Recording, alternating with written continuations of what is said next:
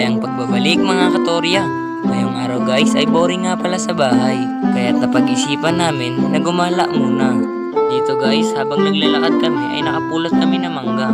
Kaya't naisipan namin na manguha ng mangga. Dito guys ay medyo nakakaligaw dito. Kaya nagtanong ang pinsan ko. Kaya't ay sinabi ko ay diretso lang. Dito guys ay nakakita kami ng magandang spot na pwedeng pagkuhaan ng mangga. Kaya't kumuha na ang pinsan ko. 2,000 years later. Ito na nga guys at nakakuha na ng mangga ang pinsan ko. Medyo mainit dito guys kaya agad kaming umalis. Dito guys ay nagdidilim na ang kalangitan. Kaya kami ay uuwi na.